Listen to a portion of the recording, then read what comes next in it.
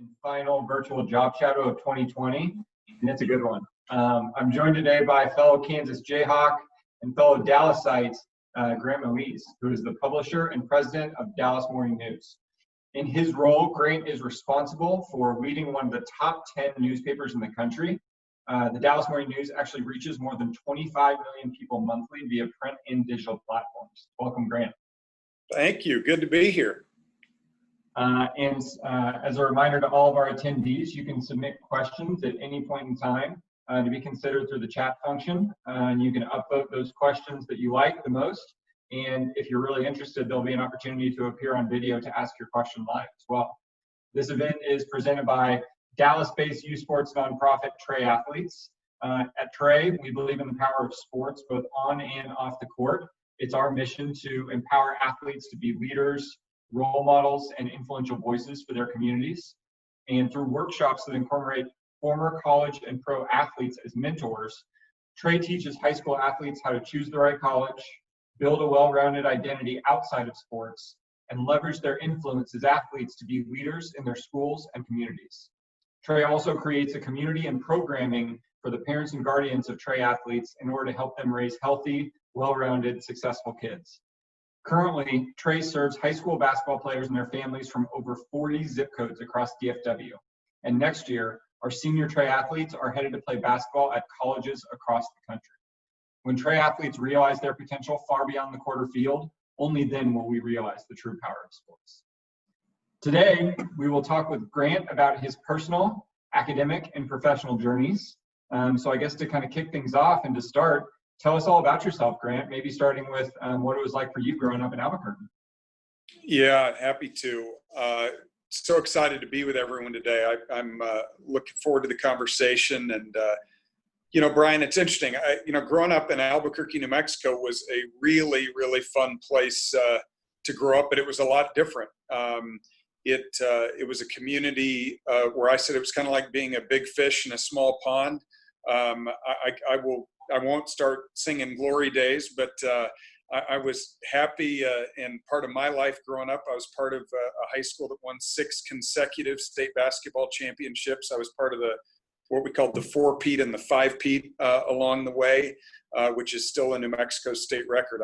No school has ever done that. And but really growing up there, it was a way that shaped my life. It shaped who I am through athletics. But as it pertains to my career, I'm actually one of these rare kids that at a very young age, I knew what I wanted to do for a living. I was really excited about journalism. I thought actually at that time I wanted to be a news anchor on television, whether that was a Tom Brokaw or a Walter Cronkite were kind of the names when I was growing up.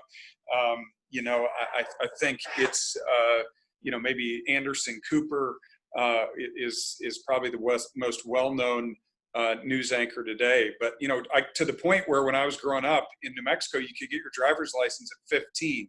So I know here in Texas, it's 16, but there it was 15. So by the time I could get a driver's license, my parents let me drive in a triangle.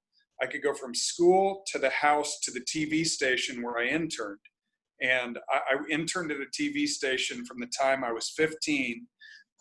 And I'd do whatever the sports guys would let me do. Sometimes I'd carry their tripods, sometimes I'd carry their cameras. But by the time I finished, I knew how to edit for the newscast. They'd let me go into the editing booth and just do the work.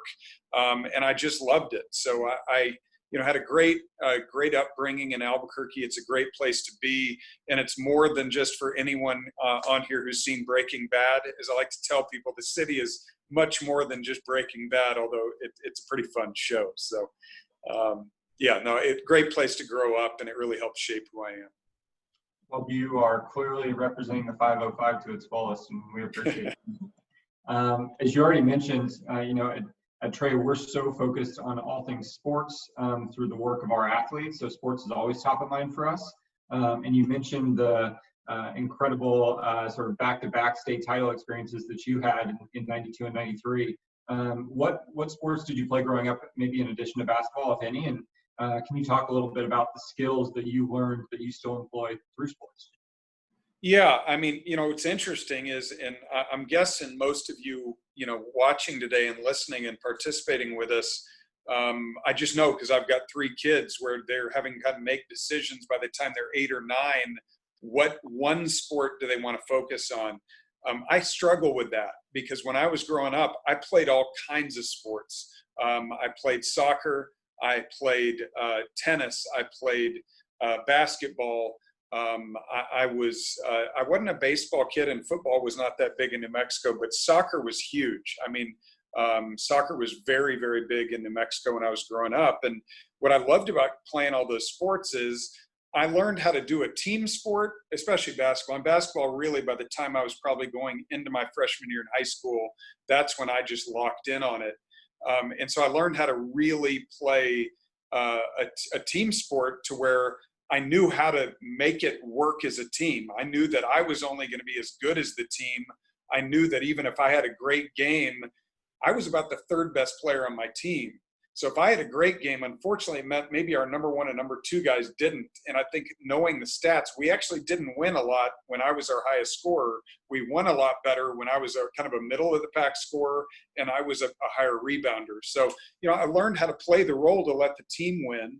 And then tennis was a big part for me too growing up. But that individual sport, it's all here. There's no excuses, right? I can't say, hey, I made a nice pass to you, but why'd you miss the shot?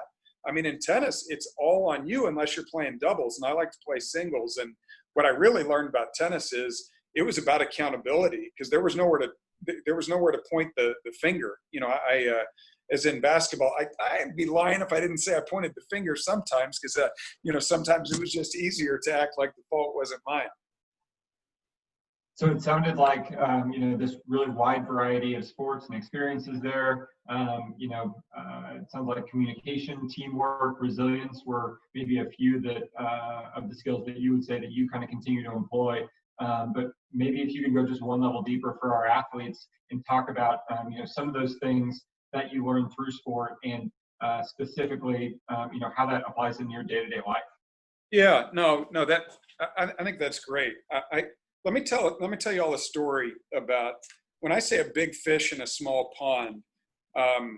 So as I said, we won 6 consecutive state championships. We were a 3A team. New Mexico only went up to 4A at the time.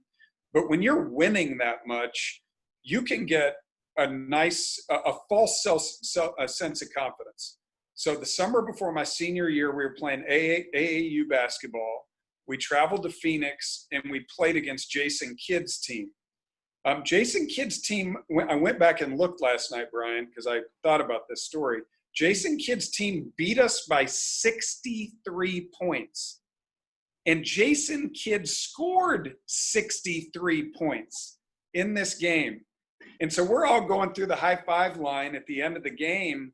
And Jason turns around and looks at our point guard and says, "So where in Mexico did you all win a state championship?" And I looked at my point guard like, yes, act like we're from Mexico and not from New Mexico, because I don't want him to know. I just want him to think we're from another country because we got beat so bad. But what it taught me was there's always someone better than you. And not only is there someone better than you, but there may be someone a lot better than you. And so to me, when I got that wake-up call and when our team got that wake-up call, we worked our tail off for the rest of that summer before our senior year. And we had our most successful season by a margin of victory the rest of that year. But it's because we'd gotten the wake-up call and we'd gotten beat so badly that we realized we weren't as good as we thought we were. When I'm in business, in running a business, so the Dallas Morning News, we're about an 850-person company. Anytime that I think that I'm more special than the rest of the team because I am I run it, something is going to humble me. Whether, in that case, it was Jason Kidd and his team of amazing basketball players that humbled me. But in this case, it may be the economy humbling me. It may be the coronavirus pandemic that has really depressed our advertising revenue, and it's out of my control. But it also reminds me, why do I think I'm good if there's always someone or something that can really kind of give me complete humility? And if you don't learn those lessons, then shame on you, because to me, we could have just lost and been bitter, and we could have lost and said, oh, well, made up excuses. We just said, you know what? We just flat out got our butt kicked. And when that happens, you're saying, okay, well, what am I going to do about it? And I'd be lying if I didn't say the business world does that same thing to you, and they can do the same thing all the time, right? And so that's why, to me, we got a lot of facets of our business when we get into that I can explain where you have challenges, but the number one thing is, how are you going to respond to them? That's incredible guidance for all the young adults who are out there listening right now. We really appreciate you sharing that. Control what you can control, and remember to be humble, because there's always someone else out there who's going to be more talented than you are. So it takes extra work. And that's the team. We appreciate that, Grant. That's wonderful. So I was going to ask you next, when you were a kid, what did you want to be when you grow up? But it sounds like not only your internship at the local TV station, but I also know that you wrote for the Albuquerque Academy Advocate in high school. You were on yearbook staff. And I even found a quote from you that says, I wanted to be a publisher from the time I was 15 years old. So I guess the bigger question here is, where did that passion for news and media come from? And if you can kind of give us a little bit of a background as to, where that started for you. So early on, I think I'd be lying and maybe some of the quote was probably taken a little bit out of context. I learned later than that I wanted to be a publisher. About that age, I really did want to be a broadcaster, and I wanted to be an anchor. But I'll be honest with you, Brian, part of the reason why I wanted to was because I thought it would be cool to be famous. And when I was watching those icons on television, there was something about it that I just thought, boy, being famous, being recognizable, being on television, that was attractive to me. I had an experience. So this shows you the value of internships. And this is one of the number one things I can tell to you all as students is getting the experience, whether and I know you may all say, well, wait, if I'm not getting paid, I'm going to have to go do a job to get paid.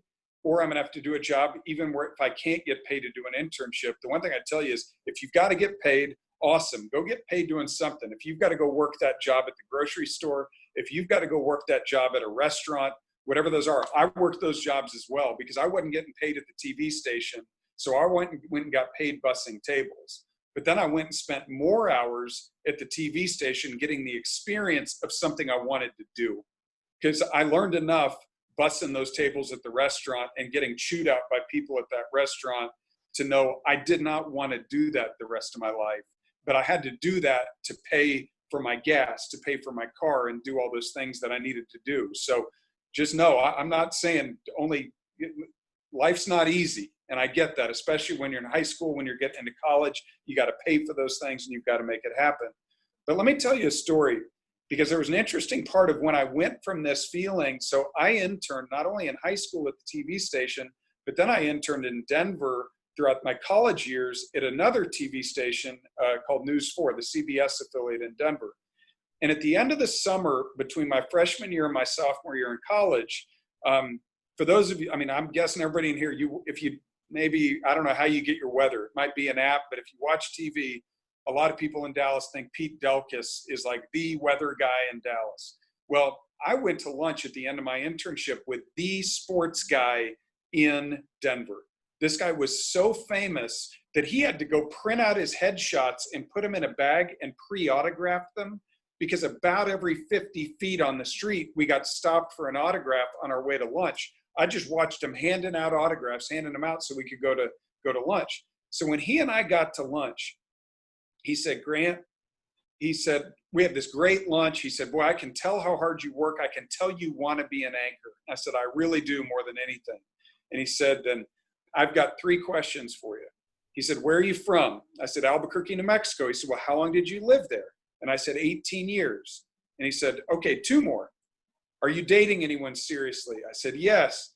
He said, where did she grow up? I said, Boulder, Colorado. He said, how long did she live there? I go, 18 years. Finally, I'm like, Vince, what's going on here? Are you interrogating me or what? He said, no, I wish someone would have asked me these questions when I was your age. Because he said, I have been very successful in my career, but he said, I'm on my 4th marriage. And he said, if you're going to prioritize, he said, if you want to be an anchor, you're going to have to be willing to move every 18 months, not every 18 years. And it's very hard to find a spouse that will want to make those moves with you every 18 months. And so I tell you all that because here I'm 45 years old. I still remember the day he told me that when I was between 19 and 20. I remember it so vividly because he gave me such good advice, but also too, I knew I wanted to go. Even though I loved this career, I wanted a family. I wanted to go move in one place. And because I had lived in the same place for 18 years, and my wife, my now wife is who we were talking about back then. We've been together 27 years. He said, I knew she wanted to go build a family and build a life and not move market to market to market to market.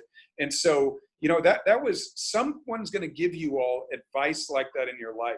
And what I would encourage you to do is pause, listen, and then internalize it. Because what I did that night is I went over to my then girlfriend's apartment and I said, what do you think? This is what this guy told me. And she was like, there's no way I'm moving every 18 months. And I said, there's no way I want to move every 18 months either. So that was where I went back to the University of Kansas. I changed my major from broadcast journalism to advertising so that I could stay in the industry I love, but that I could mix my life with my work and actually go do something, but I just knew, and I'm so glad, because if he wouldn't have told me that, I don't know what marriage I might be on. I don't know how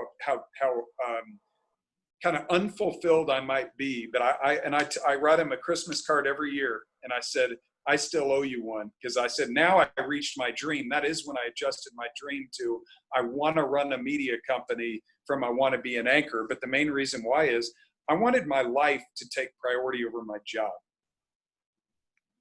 There are so many nuggets of wisdom to unpack in there. And that is incredible in terms of the feedback that he gave you in real time. The first place I'll start is with internships. So for athletes specifically, college athletes, approximately 1/3 of all revenue athletes, meaning football or basketball players, will ever do an internship or hold a part-time job while they're in school, compared to 75% of non-athlete undergraduates, which is a big reason for why we're doing these virtual job shadows and in-person job shadows when pandemics allow. So I think that you're highlighting that, and also the prioritization of what's so important to you in terms of making those meaningful, almost like lifetime worthy framing decisions early on in your career. It's just absolutely crucial. So we really appreciate you framing it in that way and sharing. You mentioned the University of Kansas, which is obviously near and dear to my heart as well. You're from Albuquerque, New Mexico originally. So how did you wind up at KU? Like, what was the pathway there for you in terms of choosing your college? So my two passions were basketball and journalism. And so a lot of people don't know this, but Kansas has one of the top 5 journalism schools in the country. Obviously has had a very strong history with basketball and such a successful basketball program. And so those two things brought me there. Those two things were attractive to me, and I wanted to figure out where I could blend both. It ended up being great for me because I got to do a little bit of both. I actually ended up working for Roy Williams at the time, who was the basketball coach. This was before Bill Self took over. And you all are probably like, Roy Williams, doesn't he coach at North Carolina? Yes, he coaches at North Carolina, but for an old guy like me, he actually coached at KU at the time, and then actually left to go to North Carolina while I was there. But I ended up, and it's because I'm a kind of guy, and I was the kind of kid, I didn't really take no for an answer. You don't just get a job in the basketball program because you're bashful. I'll tell you, I was not a very good basketball player, but I worked my tail off to where one summer, the summer before my junior year, I stayed there for the summer and I talked the team into the guys let me fill a spot in pickup games during the summer. This was a pretty darn good team. Paul Pierce, Rafe LaFrance, Jacques Vaughn, Greg Ostertag, who played for the Jazz. A lot of NBA players, in this group. And so when I tried out for the team at the end of that summer, I didn't make it. But one of the things that Coach Williams said is, he was like, I can tell how bad you want this and you want to be a part of it. So he said, what I'll let you do is practices were closed. But he said, I'll put you on the list and you can come watch practice whenever you want. I spent a lot of time in the classroom, a lot of time at the journalism school. But then what I would do is, I bet about 40 times, I just went and watched basketball practice. And I wasn't watching the players. I wanted to watch him coach. I wanted to understand, how does he lead players? How does he motivate players? How can you get different people of different skill sets, right? Greg Ostertag was just 7'2" and 280 pounds, versus how do you get a Paul Pierce to be motivated when he was the most gifted guy on that court, but he maybe didn't have the work ethic of somebody like a Jacques Vaughn. And I was just watching, and I really feel like today, Brian, KU was a gift to me, but it wasn't a gift because I just went there and all these things were there.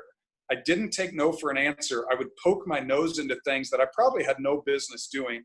I wasn't going to make that basketball team. I wasn't good enough to make that basketball team, but I wanted to be a part of it. I wanted to learn, even if it was just me being able to watch one of the greatest college basketball coaches coach. And I'll tell you, today, leading a company, I think back more to not only my undergrad, but also my graduate degree. I think more of watching Roy Williams in 40 basketball practices than I ever even do about the classes I took in college, because he showed me what leadership looks like. That man is an amazing leader and an amazing motivator. And that is your job when you get to the top of a company. You got to understand, well, how do I motivate her differently than I motivate him? And everyone just has different buttons that you have to push to get them to do their best work. And boy, watching at KU, I'm just so thankful I had that experience. What an incredible time to be in Lawrence, Kansas. Roy Williams is obviously a legend. We still wish he would have brought a national championship back to KU as well, but he's done quite well for himself in North Carolina. And to your point, his leadership style is oftentimes driven around the idea of love as opposed to fear. And he's so well respected and so highly admired. I can not even imagine what it would have been like to be a fly on the wall during those practices. So we appreciate you sharing that.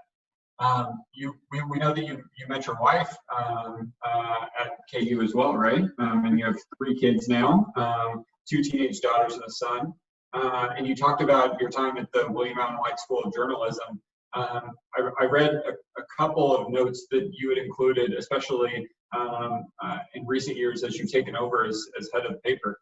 And I saw that you almost described it in 3 roles as a journalist, where it's covering, it's discovering, and it's uncovering. So maybe if you could talk a little bit more about, how you view the role of journalism in society today, and some of the things that you learned through your sort of tutelage as it relates to your time in undergrad. Yeah, boy, it's I know that there's no one on this call today that has not heard the term fake news, right? And that is, it's something that people like to throw around right now, but it's something that when you do what I do for a living, you take it very personally and you take it very seriously. Because the number one thing, and the reason why I even wanted to get into the news business is because what we do really matters to the functionality of a democracy. If you didn't, this is protected by the Constitution, right? The freedom of the press, the founding fathers of this country knew that you had to have freedom of speech. You had to have, let's think about what's going on today, right? You had to have freedom of expression, protest, let your voice be heard. But then you had to have the freedom of the press so that you could understand what is happening in these communities from an unbiased and an honest broker of the truth.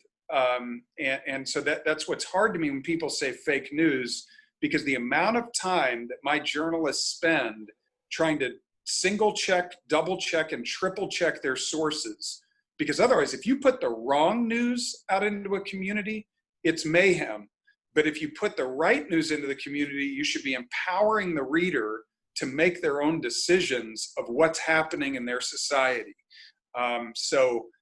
Look, we're in an unprecedented time right now in our country, and in our own city of Dallas-Fort Worth, of what's happening. But let's even break down and just use current day, Brian, for a minute about what's happening. One, the coronavirus pandemic. Readers need data they can trust. So, today I think it was 300 cases in Dallas County of confirmed cases. I can't remember how many deaths today. I think there were 17 deaths yesterday. But that's why we're also giving data to say, well, put that in context. Is 300 high? Is 300 low? Is the death toll higher than the flu? Is it lower than the regular flu? Why does New York have higher cases than Dallas, Texas? What does social distancing actually accomplish to keep people healthy? To those of you who are on this call that are ages 15 to 18, do you really have to worry about it, or are you really protecting your parents and your grandparents by wearing a mask and by being socially distanced? Also, the thing that we're really working hard is, why is this hitting minority communities harder than this is hitting white communities? And what can we do to change that? And so, there's a lot of passion in what we do for a living, and there's a lot of, there are some people who are not, there is fake news, don't get me wrong. I mean, in the 2016 presidential election, there were countries who set up fake news bots. So they were actually computer bots that created content that was fake, but they used social media to make people think it was true. And that really is the origin and the essence of what fake news actually is. But for those of us in the news business who do this for the integrity, purity, and protection of democracy and empowering an electorate, that's why we do what we do. And I'll tell you, for my young employees and young journalists especially, part of the reason why they join us, Brian, and they want to do this is because they want to do something that'll make a difference.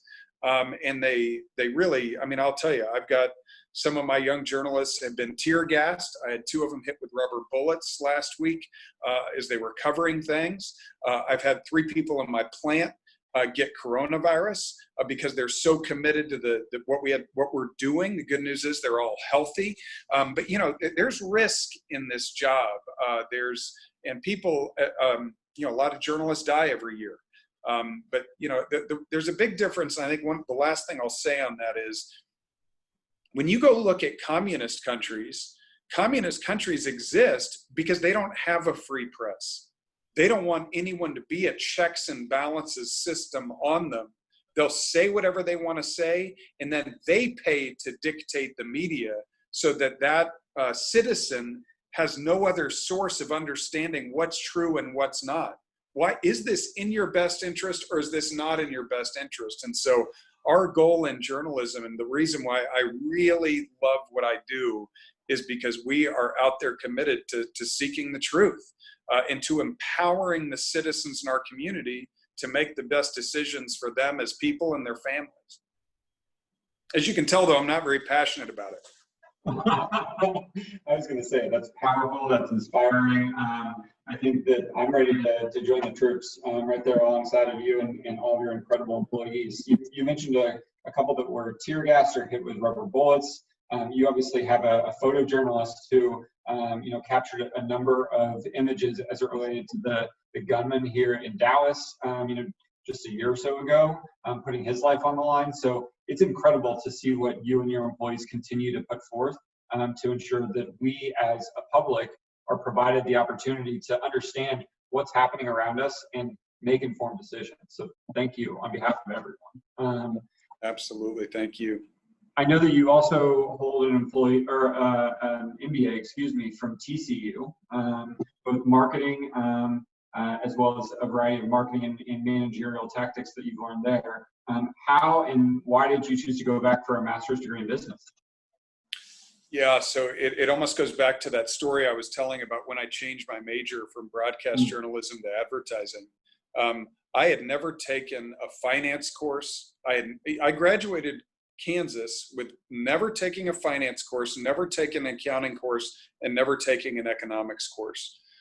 For those of you on here who want to run a business one day, whether that be your own small business or that be a large company, you've got to have the fundamental business classes in order to do that. So I knew some of my friends who went back to get an MBA because they thought it checked the box, maybe would make them paid higher in a job. I went back, Brian, because I didn't have the skills. I did not have the fundamental building blocks of really understanding how a business worked. And to me, if you don't have those fundamental financial skills, you can't run a business, or you can't even run a department in a business, or you shouldn't even open your own store. Because if you don't know how the cash in and the cash out works so that you can still pay that rent, or you can still, more importantly, pay your employees and then bring in a profit at the end of it, there were fundamentals there where I went back to school because I needed the fundamentals. And I'll tell you what, TCU was fantastic. It's really what brought us to Texas from Denver. And honestly, my wife and I thought we'd be here for 2 years to go to grad school. She went to SMU while I was at TCU to get her MBA. We thought we'd be here for 2 years and go right back to Denver. And, you know, here we are 18 years later. I mean, we love Dallas-Fort Worth. We just love it here. And the main reason why we love it is the people. But it's also this business community. For those of you who are on here, obviously all of you have grown up here. This town is a gift. We have we have the second largest number of Fortune 500 companies in the United States right here in Dallas-Fort Worth. When you think of the names of these companies, so for me, coming from Albuquerque, the state of New Mexico has 0 Fortune 500 companies, right? And then Dallas-Fort Worth, I think we're up to 31. I may be off on that, but I think the number's 31 Fortune 500 companies. I mean, we live in a great community where I encourage you all, if you can, and if your college scholarships take you, go see the country, go see the world, especially if you can do that with a scholarship, even more power to you. But also too, if you ever want to come back home to get a job, this may be one of the best cities, not only in the country to be a business professional, but also in the world. And that's why, I mean, my wife and I really felt like Dallas-Fort Worth is like the land of milk and honey to us, because it's just a lot more jobs and a lot more just great, diverse companies that you can work for here. It's such a great place to do business. Could not agree more. I think we might have mentioned this yesterday when our program director, LaJoy, and I were chatting with you, but we moved here 2 years ago to launch triathletes without knowing a single soul. And that was based on solely the idea that the Metroplex itself is pretty special. The Friday Night Lights effect is real, and it plays out through the data.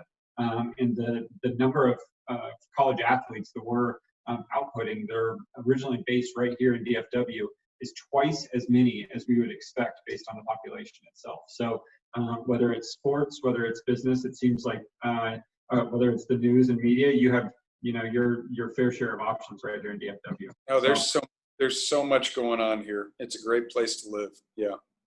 Well, you talked about your early internships and living in Denver, moving here to get your MBA at TCU. I know that you've been with DMN ever since 2008, if I'm seeing this right, maybe even 2004. 2004. I left for a couple of years in the middle. We called it my sabbatical. There we go. Everyone needs a little break. So if you could kind of talk us through your career progression at the news, and I know that whether it was your role in publishing, you're obviously in digital as well as SVP of BizDev and niche products, running and helping start as well as acquiring a number of different businesses. Talk to us and maybe talk it through on behalf of the young adults out there listening, what that progression looked like, and how you navigated that pathway. Yeah, no, it was an interesting trajectory. I think coming out of business school, I went in and one of my gifts was in sales, and that's what I'd done before business school. So I started in sales, and I just started doing a lot of sales management jobs. And the reason actually why I left was I was doing local sales, and then I was selling to what we called the major retail and the national advertisers. So that's AT&T, American Airlines, but then your major retailers of Dillard's, Target, Macy's, Walmart. And some of the time I reached a point where I couldn't decide if some of the problems we were having at the Dallas Morning News at that time were company problems or if it was an industry problem. So I left for 2 years and I went to work for Tribune, which owned the Chicago Tribune and the Los Angeles Times, among other newspapers. And I learned that there were some things that were problems that we had, but then there were some things that were more industry problems. So when I came back to run a newspaper called Briefing, which is what I call the Cliff's Notes version of the Dallas Morning News. And it's delivered for free twice a week, but it's for busy families who just don't have time to read a 48-page newspaper. They'd rather read the 12-page version. But then after I was running that, I went to our publisher at the time, and at that time, I think I was probably 35 years old. And I said, I'm not sure print is going to be here at the end of my career. And so I said, I'd like to work in digital. And he looked at me and he goes, okay, well then why don't you run it? And I was like, I'm not sure I want to go run it. I'm not, but the point was he had so much confidence in me that he said, no, it may take you a while to get up to speed, but you're a smart guy. You're going to study it and you're going to understand where the opportunities are. Well, long story short, we realized that selling advertising on dallasnews.com and on our apps could get us so far, but we needed more inventory. And so what we did is we started buying companies. And so then I went from running digital to running what was called business development. And for those of you, that either meant what companies were we going to buy or what were we going to build? And so we built a social media agency, and then we bought a Google Analytics company, a company that helps companies understand how do you get onto Google. The social media agency was saying, can you build me a Facebook page, a Twitter page? Can you build my content? What happens if someone is bashing my company on Facebook or Instagram? How do you do what we call reputation management? So there are a lot of what we call these agency services.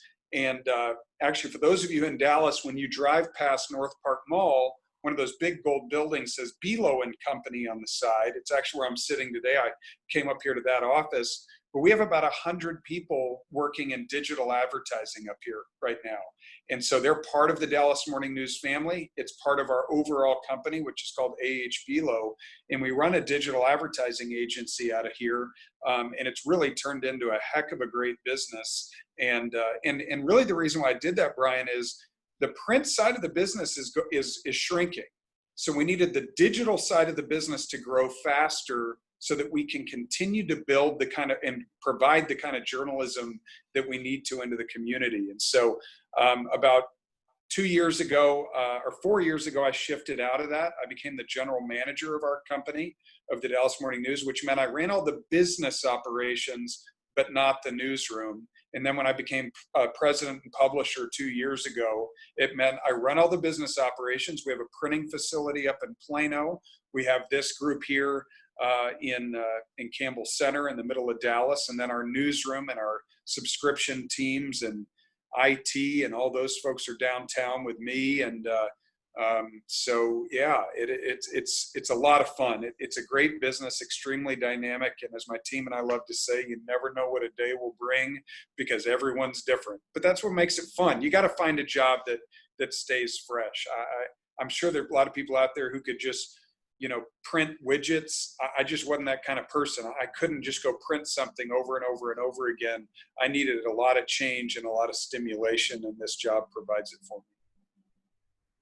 What an incredible background. And reading just a little bit more about the Dallas Morning News, obviously, DMN traces its lineage back to 1842, which is mind-boggling to think about, and it has been here in Dallas since 1885. And it ranks as the oldest continuously operating business in Texas.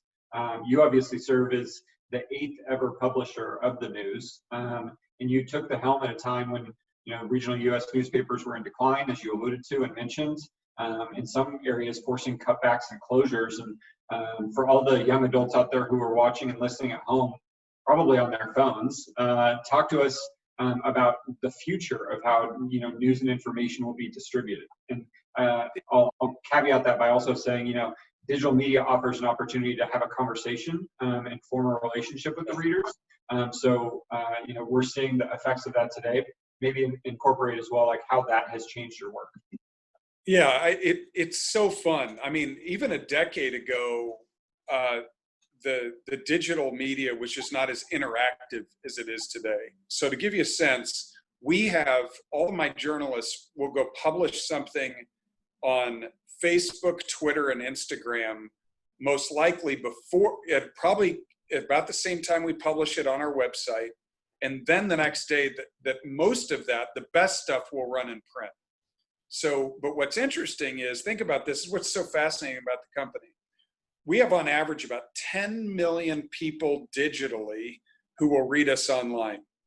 But then we have about, let's call it a little under 1 million people a month that will read us in print. But the financial contribution is about 15 times more in print than it is digitally.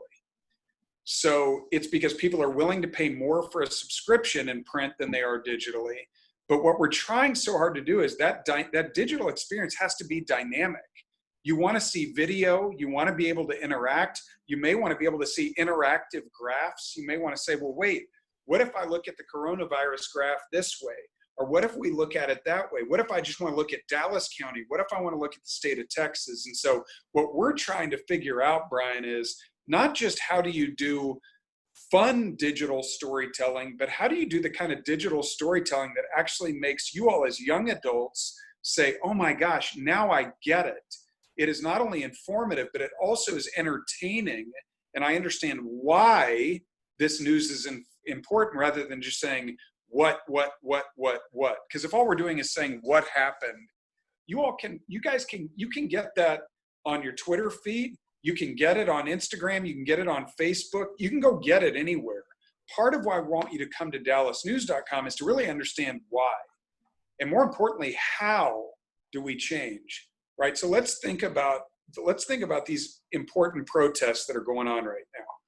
So what's happening is George Floyd died in Minneapolis. And then what has happened is people want their voices heard so that African Americans could really say, let me tell you why I'm mad. Let me tell you why I want this to stop. But then also too, we want to cover that. But now what we're also trying to do is saying, how can we be better? And how can we hold public officials accountable? How can we hold corporations accountable? How can we hold the media accountable? Because the one thing that I don't want to do in leading a media company is I don't want all these voices to go not just unheard, but to me, we want to help that the legacy of George Floyd is that there's going to be change, where this is a very meaningful inflection point where our entire country, but especially our community, gets a heck of a lot better to better sense of kind of racial equality, and income inequality has got to shrink. But to me, now it's about the how, because unfortunately what happens with other media is when the story's gone, they're going to go on to the next story. What we're making promises to our community is we're going to stay on this to figure out how do we get it fixed so that the next person doesn't die in this way, but more importantly, that the African American community in Dallas-Fort Worth has better opportunity, has better access to capital, banks, financials, better access to healthy food. And so, we want to tell that story digitally, but also I know y'all are probably like my kids. You're like, I'd rather spend my time on Instagram. I'd rather spend it on TikTok. I'd rather spend it. So that's okay. I want to reach you there. We need to understand how to reach you there, but then say, okay, but now I want to follow this. I want to really get in and follow this story because something's got to change. And the one thing I will tell you all too, and I know we're getting close to the end, is my favorite thing about these protests is that so many of them now has a place where you can go register to vote. If your age is 15 to 17, once you hit 18, register to vote, and then go make your voice heard, because we got to get the right people in these right elected positions to help make sure that we've got the right change. And I'll tell you all a scary statistic. Dallas-Fort Worth, out of the top 50 largest cities in the country in voter turnout in city elections, is dead last. We're 50th out of the top 50 cities in the United States. We can be better than that, but it means you got to stay informed and you got to go vote. You got to go play your part in this democracy. And it's one of my biggest encouragements I can give you all, and to push your friends to do the same thing, because we are not normal in Dallas-Fort Worth. About 9 to 9.5% people voted to turn out when we voted Mayor Johnson. That same time in Portland, Oregon, 60% of voters turned out. So 60. I mean, this is Dallas-Fort Worth. This is one of the best places to live in this country. We can be better than that. And that's the way we're going to change, because we got to put people in office who can make the things change. And I'll tell you, I think Mayor Johnson is doing a great job, and I think all these folks are doing a great job, but we got to make sure that all the right people are in there to just make sure that our future is changed, because we got things that we got a lot of room for improvement, as is showing in our community and across our country right now. I agree more, Grant. I know we talked about this, especially the idea of athletes as an influencer, right? So many of the young adults who are part of our program at Trey Athletes are using their voice specifically through social media. Many of the ways that you just described, finding ways to lift up their message through peaceful protest, to support racial equality and equity, and really to make sure that we hold ourselves accountable to ensure that there is real change, that there is action coming out of the murder of George Floyd. So to your point, finding ways to really disseminate that information far and wide to appeal to young readers and listeners, you're doing a service that I think all of us are incredibly thankful for, both in terms of not just growth and knowledge, but true impact on our community. So thank you. I think that, to your point, we're nearing the end of our time, so I'll leave you with just a couple more questions here. Next, let's do an exercise. So imagine we're, 5 years down the road, both of your daughters are off at college and your son's in high school. Where do you see yourself in 5 years, personally and professionally, and what goals have you set for yourself in terms of defining your own success? Oh, it's a good question. 5 years from now, I plan to be right here doing the same job, because there's just so much work to be done. As you said, being the 8th publisher for a newspaper that's been around for little over 135 years, an average publisher stays here quite a while.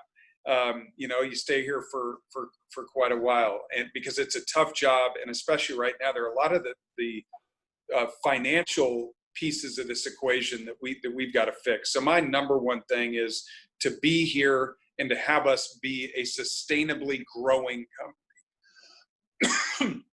You can't cover a community like Dallas-Fort Worth unless you're adding more journalists on the street. So to me, success would look like we're a growing company that is growing our newsroom so that Dallas even feels covered in a better, deeper, more dynamically digital fashion. But the one thing I want to go back to, which is even a more important part of that question, I hope I'm an amazing father. I hope I'm a better father 5 years from now than I am today. I hope I'm a better husband 5 years from now than I am today, because I will tell you all, and I think that whether it be your sport or whether it be your career, if you lose sight of your family, and if you lose sight of the things that really matter in your life, look, I lost my mom 6 months ago, and I think the one thing I always think about with my mom, I don't think about what she did in work.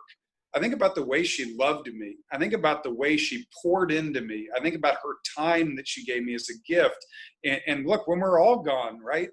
We're all on this earth. As far as we all know right here, I think we only get one shot at this, right? So my point is make the most of it. But to me, 5 years from now, I sure hope that I'm a better man, a better father, and a better husband, because if I can, and then the icing on the cake would be to achieve some things professionally over that time. But I got to keep my priorities in that order.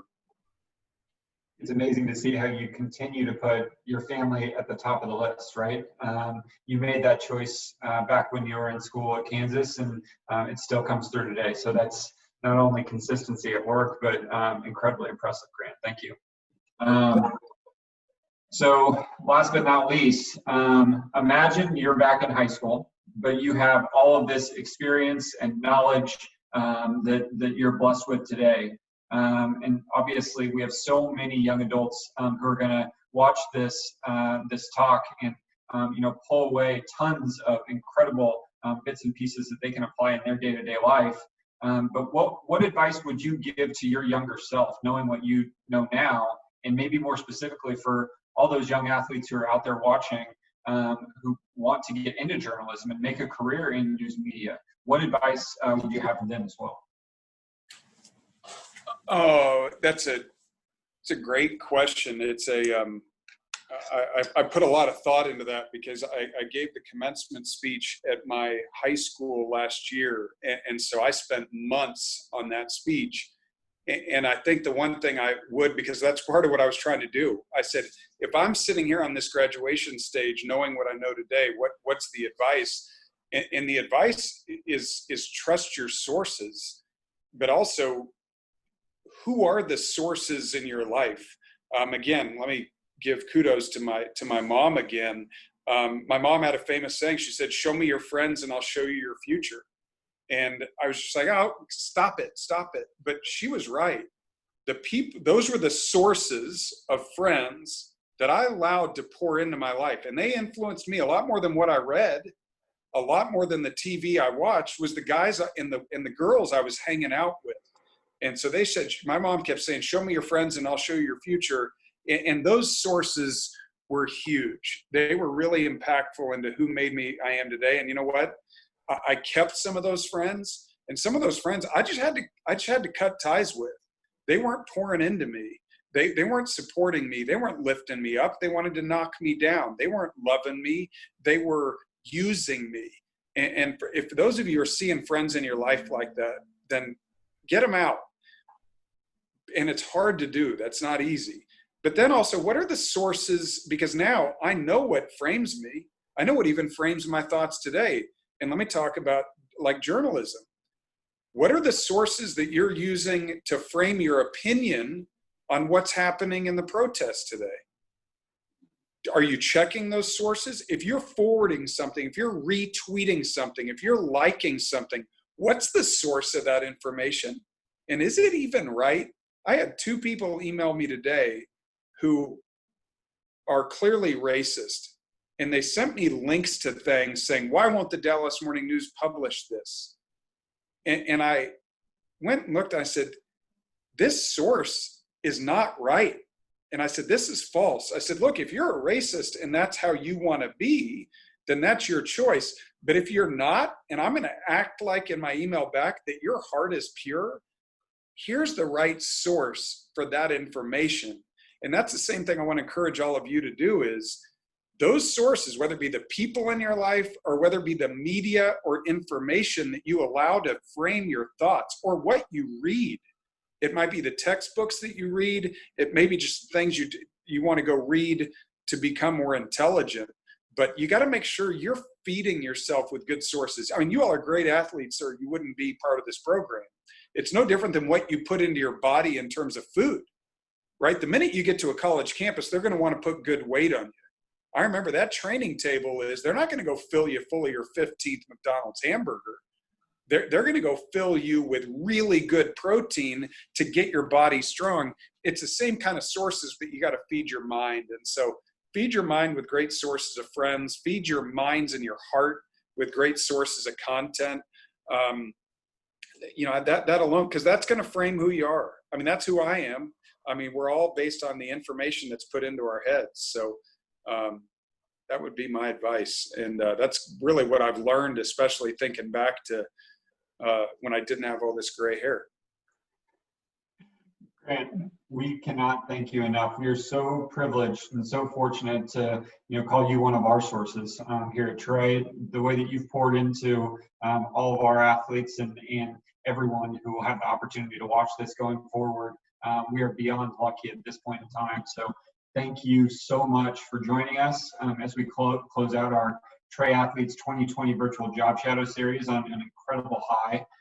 We appreciate you and your dedication to young athletes across the Metroplex, and we look forward to connecting again in the future. So until then, this is Brian Reynolds for Trey Athletes, signing off to athletes everywhere. Bye. Thanks for having me.